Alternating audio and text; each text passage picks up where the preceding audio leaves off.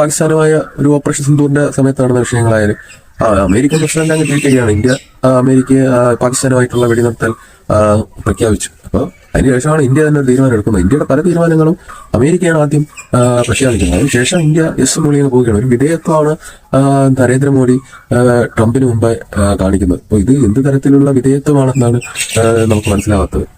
ഒരു കാര്യം എന്ന് പറയുമ്പോൾ നമ്മുടെ രാജ്യം ഒരു കർഷക രാഷ്ട്രമാണ്. ഏതാണ്ട് കാർഷിക ഉപജീവനം നടത്തുന്നവരാണ്.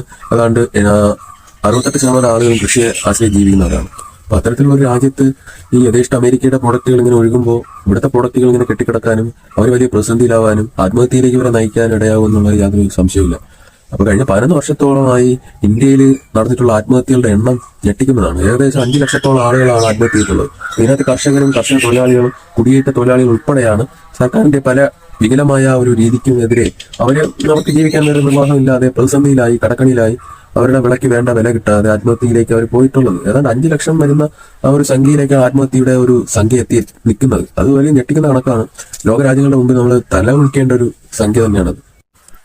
ഇത്രയും വലിയൊരു ഡീല് പ്രഖ്യാപിക്കുമ്പോൾ അത് പാർലമെന്റിന്റെ മേശപ്പുറത്ത് വെക്കാനുള്ള ഒരു സാമാന്യ മര്യാദ പോലും കേന്ദ്ര സർക്കാരും അതുപോലെ തന്നെ പീയൂഷ് ഗോയലും കാണിച്ചില്ല എന്നുള്ളതാണ് വളരെ സംശയകരമായ ഒരു കാര്യം. ഇതിൽ എന്തോ ഒരു സംശയകരമായ ഒരു ഡീൽ ഒളിഞ്ഞിരിപ്പുണ്ട് എന്നുള്ളതാണ്. ഈ പാർലമെന്റിൽ ഇത് മേശപ്പുറത്ത് വെച്ച് കഴിഞ്ഞാൽ മറുപടി പറയേണ്ടി വരും എന്നുള്ളത് കൊണ്ടാണ് അദ്ദേഹം ഒരു 5:30 ശേഷം വൈകുന്നേരം ഓൺലൈനായിട്ടാണ് ഈ പ്രസ്താവന നടത്തിയിട്ടുള്ളത്. ഈ പ്രസ്താവന ഓൺലൈനായിട്ട് നടത്തിയതിന് ഉദ്ദേശം മനസ്സിലായി പാർലമെന്റിലെ ചോദ്യങ്ങളെ അഭിമുഖീകരിക്കാനുള്ള ഒരു ഭയം. ഈ ചോദ്യങ്ങൾ അഭിമുഖീകരിക്കുമ്പോൾ അതിനകത്ത് എന്തോ കള്ളത്തിന് ഒളിഞ്ഞിരിപ്പുണ്ട് എന്ന് മറ്റുള്ളവർക്ക് മനസ്സിലാവും എന്നുള്ളത് കൊണ്ടാണ് ആ ഒരു രീതിയിൽ അവർ പിന്തുടർന്നത്.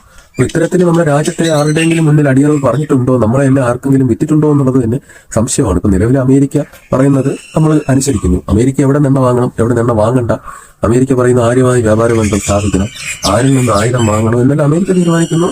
നമ്മുടെ മോഡിജി എല്ലാം മൈ ഫ്രണ്ട് എന്ന് പറഞ്ഞിട്ട് ഏറാൻ മോഡി ഓക്കെ എന്നും പറഞ്ഞിട്ട് എല്ലാം നടപ്പിലാക്കുന്ന രീതിയാണ് നിലവിൽ ഇന്ത്യയിൽ നടന്നുകൊണ്ടിരിക്കുന്നത്. അപ്പൊ ഇത്തരത്തിലുള്ള രീതിയാണ് മുന്നോട്ട് പോകുന്നതെങ്കിൽ നമ്മളെല്ലാം അമേരിക്കയ്ക്ക് തൂക്കി വിൽക്കും എന്നുള്ളതിൽ യാതൊരു സംശയമില്ല. നിലവിൽ വിറ്റിട്ടുണ്ടോ എന്നുള്ളതിൽ അതിൽ ഒരു ഉറപ്പില്ല. കാരണം മോഡിജി ഇതുവരെ ഈ ഒരു ഡീലുമായി ബന്ധപ്പെട്ട് പ്രതികരിച്ചിട്ടില്ല.